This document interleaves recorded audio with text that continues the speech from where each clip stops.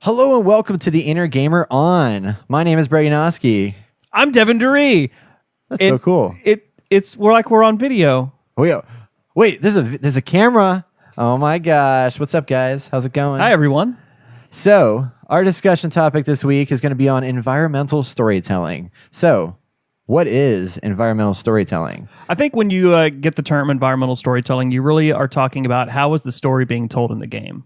Right. And there's a huge multitude of options out there in the video game world of how games have their story told to you. From you can think of things like Final Fantasies, where there's start to finish. There's crazy, mind-boggling games out there in the indie market, and we'll talk about some of them here shortly. But there's just a huge array of developers out there who are telling stories in very unique ways, and I think that's something we're really starting to get to explore here in like this last decade. Yeah. So what's interesting is that this term like environmental storytelling, I feel like didn't exist until I want to say 5-ish years ago. That's fair. In my mind, when a little known game called Gone Home came out, Yeah. I feel like even though it has existed prior to that, I feel like since that game came out and like had these far-reaching, like just open up people's eyes to, Right. wow, you can tell narrative through experiences in the world. That was what kind of launched other games into incorporating this into the point now where we have like AAA titles that we see it everywhere. So It's now in the forefront. Exactly. So we've done some research breaking down different types of environmental storytelling games and how they tell a story in different types of ways. And by no means is this the full extent of all of them, but these are Right. just some that we think here that are probably the most impacting Yeah. when Definitely. it comes to environmental storytelling. Yeah, exactly. So our first set of examples are coming from games such as Hellblade: Senua's Sacrifice, games like Little Nightmares, and games like Inside. And these games basically tell a story through the atmosphere Right. and through the atmospheric storytelling, essentially. Yeah. And you have been playing a lot of Little Nightmares lately. So lot. tell me a little bit about how Little Nightmares tells a story or just engages you into the world through the atmosphere. So the environment. When you think about something with being atmosphere as an element when you're creating a game, I mean, atmosphere sets a lot up. Like you think when you're first launching like a game like Fallout for the first time, or when you're first looking at Legend of Zelda: Breath of the Wild, atmosphere is everything, right? It sets the tone, it sets the groundwork for what you're about to be playing. However, in those other games, there's dialogue, there's NPCs, there's all these other different things that factor into telling you what's going on. What's beautiful about these games like Little Nightmares or Inside, Little Nightmares more specifically, is there's no dialogue. Right. There's not one single spoken word, period. Wow. It's all atmosphere. It is the colors, the shadowing and lighting effects. It's the music. All of that sensory that you can take in that's going to essentially set your mood, but additionally, you're seeing your story being told through that atmosphere. In Little Nightmares, it takes place on the level, it's called the Maw, and it's this weird underwater ship, and as you're exploring, you're seeing dark, dank pipes, and you're seeing these like waterlogged clothes everywhere, and it really gives you like, you're starting to infer like, man, this place is very dirty and old and not well kept. And Right. that kind of inference that you get from that atmosphere, you're starting to draw your own conclusions as a player. And I love that kind of storytelling that this game provides you as a player. And what's interesting about that, I think, is your interpretation of that atmosphere and what you're seeing is going to be different than everybody else. Like, they're going to have a slightly different interpretation on that that experience. And like I played Limbo back in the day when that first came out. That like blew my mind because. Again, like Little Nightmares, it didn't have any dialogue or anything like that, but you're traveling through this world, and the way that they created it, they had this like soft soft focus kind of look to it. Yeah. And it was all silhouette. And to me, that puts you in this mode of, this wasn't real life. This was a different realm entirely, because this isn't what real life looks like. It's completely different. But it was so well done to not only let you know that you're in a different place, but also set up the tone of just eerie creepiness that there didn't have to be anything there, but you were just naturally kind of scared because of everything was all one color, and that's freaky. Well, and kind of as you mentioned, there's so many different parts in that game where people had different opinions of what to take from it. And you get the brain slug in Limbo, and it would force you to walk a certain direction. Yeah. And until you got into the light, that's when your character would change direction. And that was such a heavy debated thing of like, what is that mind slug, and why does it not like the light, and what happens in this scenario? So that's something I've always loved about games like this, and especially with Inside. There's a huge debate of what the actual story is when it comes to the game of Inside, because again, no dialogue, all music, all color palette, all what it is that you take as the player. You're drawing the inference and you're having to come to conclusions, and you can talk about that with other players. I still don't know what the actual story of Inside is, other than, well, I'm some weird blobby thing on the shores of a lake, so this is weird. Yeah, and those like mysterious things that come after you that, they're chasing after you, but you don't really know why they're chasing after you. Like that's just such a strange thing. Yeah, it's like, what's going on there? Yeah, exactly. So last week we reviewed Hellblade: Senua's Sacrifice, and I wish Austin was here for this part because he played a lot of that. We haven't played it yet, but I know from seeing trailers and watching videos of this game, that is another game that has absolutely no instruction, no UI, and there is dialogue. However, what you're experiencing is the world around you, and things are like, you have voices in your head that are telling you like, oh, go this way, no, go this way, and there's all these conflicting messages that are being sent to you. And like, to me, that is such a cool way to guide you through a world, but also confuse you. But it's the guidance that they're giving you is it's not like an arrow telling you, heck, hey, go this way. The direction that games used to give you was so black and white, and now it's this meshed really weird world of gray of, is the voice in your head giving you correct direction, or is it not? No, it's really, really interesting. I think, those types of games for me are really cool, because when you the mood is such an important part of a game. And if there's no mood and there's no like atmosphere, like when I first jumped into Uncharted: The Lost Legacy, which isn't necessarily like this kind of storytelling, but the mood, you could tell what kind of game this was when you entered in that first level of Uncharted: The Lost Legacy. Yeah. And it's dark, and you're in these dark alleyways, and it's completely different feel of any other Uncharted game. And just that setting alone told so much to me about this character and what we were about to, what was coming in the future. So that was really cool. Let's talk about a different type of storytelling, which would be essentially like exploratory, investigative storytelling. And the first game I think is a good example to talk about this, which you have a lot of experience with, is Bloodborne. Absolutely. So tell me about how Bloodborne tells a story through the environment in this investigative approach. Thank you for asking, Brett. No, there's 20 hours later. Not 20, more like 18, but let's be fair. No, as anybody who's listened to this podcast, I'm a huge fan of From Software, and that style of narrative and storytelling from the atmosphere has just been, to me, one of the most absolutely brilliant ways of telling a story. Bloodborne in particular, because all of the different characters that you have, if you've never played them, you have to think about it this way. You have a little bit of a tutorial and you have a little bit of story that you're given, but for the most part, you collect your items, like your weapon or your health items or your gear that you wear each of them has a description and each of them has a story to go along with it.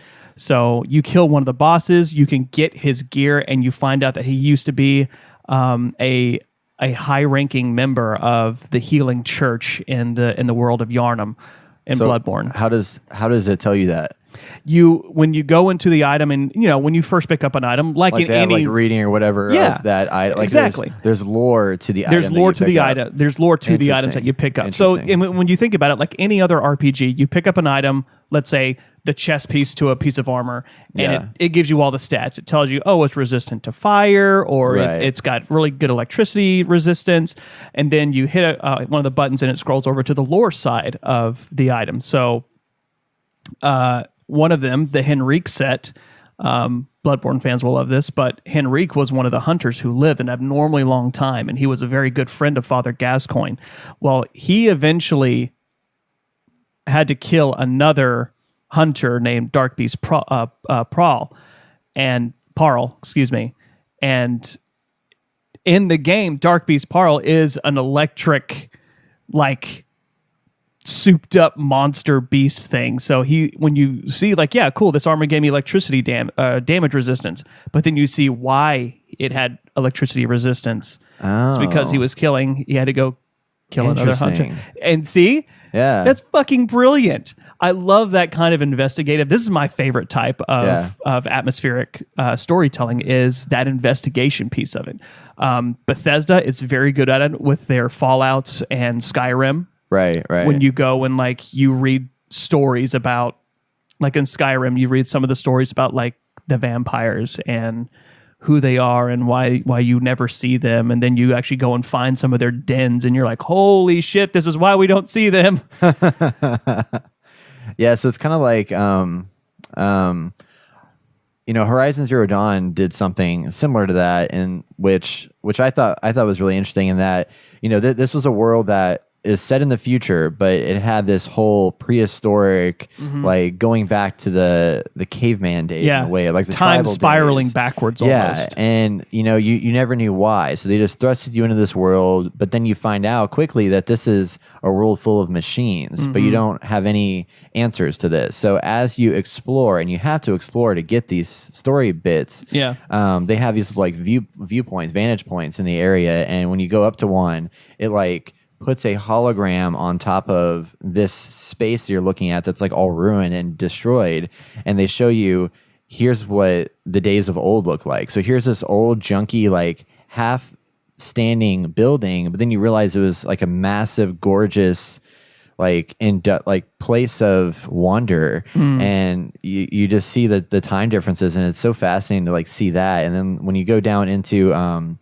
underground, you have this focus thing that's basically augmented reality that lets you see audio logs and stuff, and they're played out through the world that you're in, so you can see the people interacting in that space and what they were doing at this particular time. And that's how they tell the story throughout most of the game, to reveal what was happening back then. It's not just, here's a cutscene that tells you what's going on. You have to go out and find it for yourself. And that's one of the things I love about that is, you can watch a cutscene all day long. And while that may be fun for some people, for me personally, I like the idea of me going out and my hard work actually pays off by getting really cool nuggets of the story. So you saying that you see this old dilapidated building, and then you get to reconstruct it with, the technology, and see, oh, this used to be a wonderful place of worship for this specific type of animal. How cool is that? And it really makes the world more lived in, and it makes your efforts even better. And it rewards you for discovery. Division, for all of its faults. I was about to bring that up, because I remember you were saying a lot about that. Yeah, Division, for all of its faults, did something very similar as well, where you got to see what happened in the city prior to the outbreak, and you got to see what happened when you would find these little audio logs from phones, or you got to actually reconstruct a crime scene and do the whole CSI thing and watch things happen in this weird pixelated way.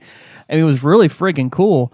The rest of the game was not so much, but that part was really cool when you got to see some of the factions, like the firemen, seeing some of them interact with the public early on. You're like, wow, these guys were really trying to do the right thing by burning away the disease and the diseased, but it obviously spiraled out of control, and it's really cool to see that in the game itself. So it's my favorite type of atmospheric storytelling, and I am very appreciative when more games do that. Yeah, and I think it's there's definitely a place for cutscenes, and cutscenes are really cool, but there's something special to the idea of like we mentioned earlier, your experience of that story nugget is going to be different than my experience of that story nugget, because you may find it at a different point in time than I do. So you're piecing together information that isn't necessarily consecutive per se, or you just may not find it. So like you learn something that I don't know. So like if we talk about the game, you're like, man, did you know about this thing? And I'm like, no, I didn't know that. See, what I find brilliant about that is some of these games will actually fail in doing something like that. For instance, like Destiny, the first Destiny was trying to deliver story bits while in a massive firefight. So players are missing the story as they're, I mean, it may not be exploratory in the same sense of the word, but I mean, it's a difficult balance that developers have to really put into their games. Like, how much of this action do we want to have happening while the players are receiving these nugget bits of story? So exploratory is difficult to pull off, but when you can pull it off well, it's magical. Man, it pays off tenfold. It's really good. Yeah.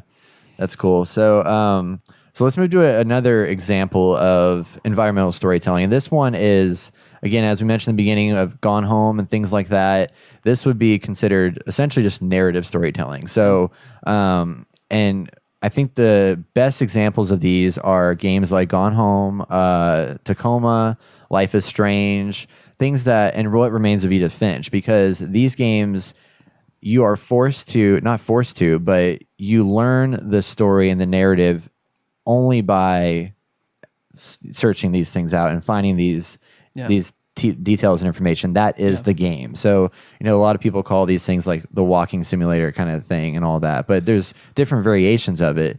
And I think Edith Finch is a good starting point, because that one's story was told in so many ways through things that you found, but then what you find exposes you, or jumps you into this metaphor of what happened based on what you read.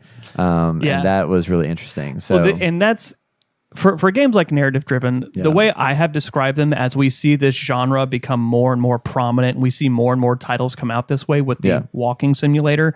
To me, what these are is the game is done. We are starting at the game over screen. Yeah. So the story is already completed. The actions are already done. We are essentially, as the players, we are going through and recataloging everything that just took place.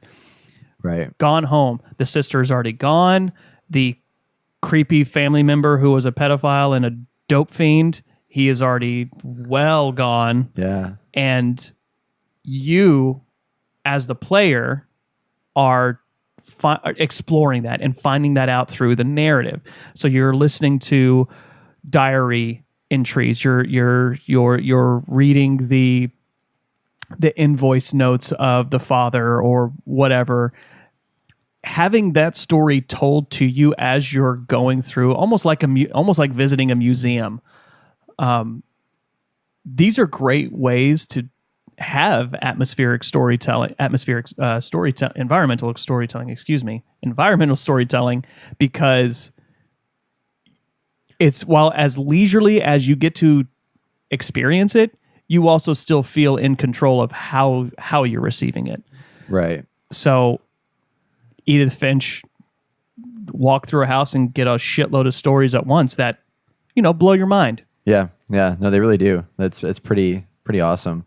I remember whenever Gone Home came out, and that was, to me, it's a short experience. It was 2 hours long, but the fact that the setting that they created for that game, being in 1994, 1995 era or whatever, you could see the times and how if we did that today, what you'd be finding is just go find somebody's phone, pull it up, and just scan through everything that they have. Yeah, literally. You can, unlock it. Let me read your Facebook here, posts. They didn't have this back then. So, like, like you said, they're finding the diaries, you're finding the papers, you're finding paper bills that are lying around the office, or in the house. And, these tangible objects, it's cool because you pick it up, and in games like Mass Effect and stuff like that, you find audio logs and you find story bits as you discover something new, and they just put it in your codex. Right. But in this, like, you pick it up and physically explore it and look at it. You don't have to like flip through everything. Like, no. I mean, you can ignore that part, but there's something cool to. I mean, in VR, it'd be super awesome because you'd be like, "Oh man, that is look at that. That's pretty nice. Look at what I found. I found a phone. I found a phone." But I loved how they told those stories in such a cool way, and I wish more games rewarded you for doing that kind of thing. Because like when you're in Gone Home, like your object is to go out there. In this room, there's a bunch of stuff to find. So you pull up in every drawer, you look at in every box, you do everything you possibly can. But in other games, you're not rewarded for that thing. And I wish they did more of that. And it sounds like Skyrim, Fallout, and stuff do that. But I wish we'd see more of that because I would love to just like dig through stuff and be like, oh man, this is cool. Like there's the story bit here that I wouldn't have discovered before. Yeah. Tacoma did a good job with this storytelling aspect because they kind of melded the ideas of Horizon Zero Dawn and Gone Home with you are replaying back augmented reality audio logs or visual logs of these experiences. So you would see in video form essentially these 3D figures that would recount. You would see a playback of what happened at that moment in time, and you could walk around them and see what they were doing, and then see what everybody was doing at different moments right after one another, which I thought was so cool. But then you'd also have, like, after you find this out, you see somebody go in and like pick up this piece of paper and then lay it back down. So after you watch this video play out, you can go and actually pick up this paper and see what shocked them, like right after in that moment that they were looking. What were they looking at? Yeah, and give you stuff that it's kind of creepy in a way because you're like being this like voyeur or whatever. You know, but it's it's absolutely. It's interesting. You are the voyeur. You're the one outside looking in to a story that's, again, you're starting at game over. Right. You're already starting at the end, and you're just cataloging what's taking place at this time. Yeah. Kind of like, I mean, would you say something like Firewatch falls into this? Yes, very much so. Firewatch was such a good game. I love that game so much because they were heavily inspired. They're friends with Steve Gaynor, who did Gone Home, so they were heavily inspired by that. But the way that they took that, they had a narrative, and then they also had the Gone Home stuff. So like the entire time, it was a dialogue between you and this other person that you never met, and I thought that was such an interesting and personal connection. That on top of that, you also found out what was going on in this world where you were literally isolated. The only thing that you had around you was you and the animals, and then this person on the other end of this phone call. Man. But whenever you would walk around, like there would be these little boxes, you'd open them up and you'd see books of what other fire watchers, the rangers had discovered, and you would see like what they were into, and then you'd see these notes that were up in the tower of information that as you discover what the mystery is in the game, like you slowly piece together things that just blow, like you had no idea what the story was until you started doing the exploration. And this whole time you think it's all about like you and this girl that you're speaking to, and then you find out this whole other piece that came from the exploration of the world. Right. And man, and it's beautiful. I gotta say, one of the ones I'm looking forward to coming up very soon, another indie title from Dimbo Games, Jonathan Nordhagen. Shout out to you, my friend. Shout out. For Where the Water Tastes Like Wine. Yes. Like that's going to be a very narrative heavy game. I got to play a little bit of it at PAX. And I cannot even begin to tell you how I didn't play it at PAX. We played it at South by Southwest Gaming. Right. This game is going to be something that's very narrative heavy and very just that incredible style of folklore stories, which is something that I'm already into anyways. Right. So these types of environmental storytelling where you're coming in after the fact of whatever has happened has already taken place, and you just get to experience the bits and leisurely play while also, as you say, voyeur and just watch. It's so cool though. Like that's such a great way to experience a story. I feel like, one thing that I've looked at is I wonder how challenging it is to come up with these kinds of experiences, because I mean it's easy to write little pieces of information, but what makes Gone Home and Firewatch and Tacoma and all these games so good is that they have these completely separate pieces of story. Like this letter that has this on it, and this note that does this, but then piece all these individual segments together. It's like building a puzzle, and a very intricate puzzle, because these a big mind fuck puzzle. Yeah, we can say it. These all have to have some kind of connection to one another to make sense, because if you just put a bunch of junk everywhere and then none of it really ties together, it's not going to have the same impact. But when you see this, and then later on, like 2 hours later, you find something else that you have a mental connection to that other thing that you read previously, like, see, that's really cool. And that's how I felt about Dragon Age. Like that's when I felt like it basically it dropped a textbook in my lap and was like, here, learn it, dick. Basically. It's gonna be a test at the end. Yeah. Sorry, I'm one of the few people out there who just does not like the Dragon Age game. Yeah. Travis is a big fan. He's obsessed. Fuck him. He's a big fan.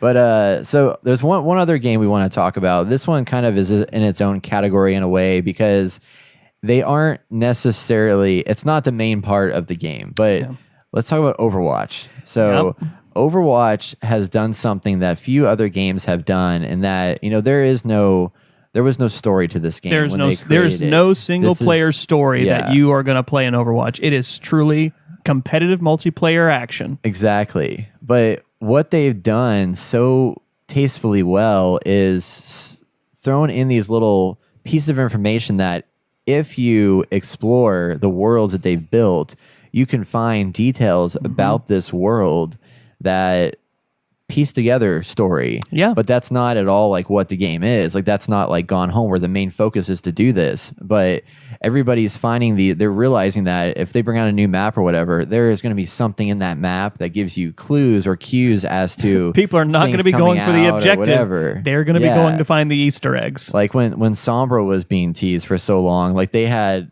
Palabella la Sombra. No. Anyway, sorry, Carolina. They had so many things that were throughout the world that if nobody would find that, but someone just happened to shoot the door off one of the outhouses. I'm like, oh, hey, there's something in there. Look at that. And then sure enough, it's like Sombra. Yeah, and I love that about Blizzard and Overwatch, because that is brilliant ways to have an environmental storytelling element added into your game. Yeah. That's so cool. And whenever they were teasing, this new map, Junkertown, just came out, and Louise, who was on the last segment, had to head out for some fantasy football awesome stuff. He better get Zeke. He better get Zeke.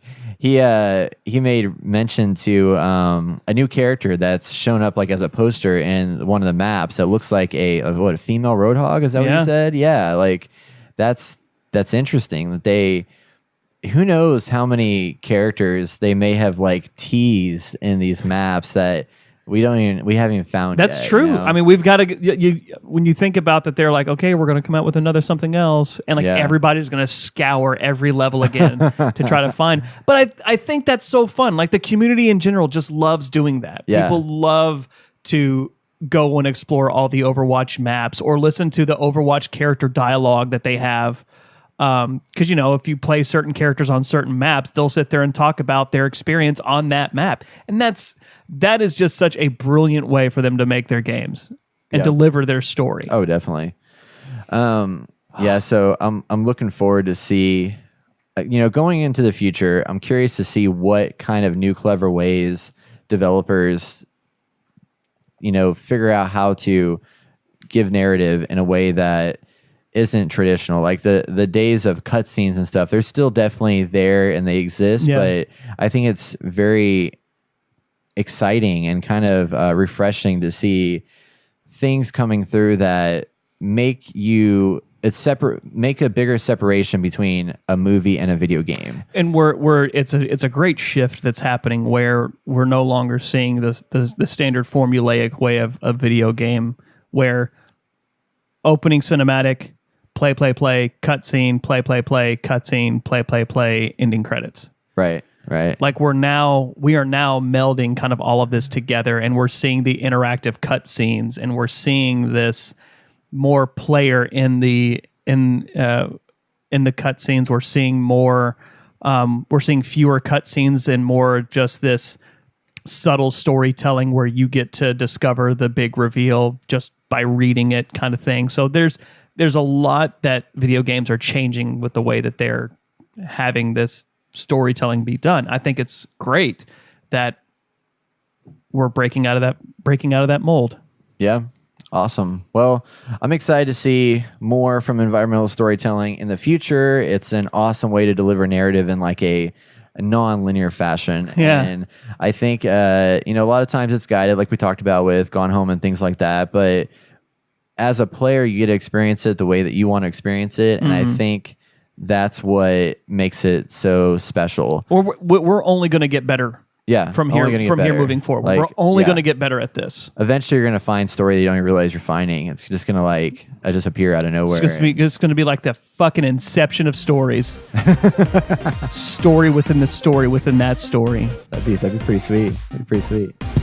Mind blown. Well, that's going to conclude our discussion topic. I don't know what I just said. That's going to conclude our discussion topic this week. But if there's a topic you want to hear us talk about, please let us know at hello@theinnergamer.net. And also don't forget to check out our live recording of this segment if you're listening to us on Thursday on our YouTube channel at youtube.com/theinnergamer. If you're on YouTube, don't forget to head over to theinnergamer.net and catch our full podcast episode for our weekly game impressions and top headlines from the week. If you like this video, please like and subscribe us at the bottom. And you can keep up with all your latest news, reviews, I'm sure there's some sort of suggested video right here that we'll edit in. Watch this one; it's great. Yeah, this one; it's hilarious. You're pointing it properly. Look at that. I was like, no, it's that way, and then I looked and I was like, wait, no, it's Inception. It is the other way. Oh! And also make sure you click subscribe right over there. Subscribe will be right in over here. His head somewhere. So yeah. Stay tuned right here on The Inner Gamer. Thanks, guys. Thanks.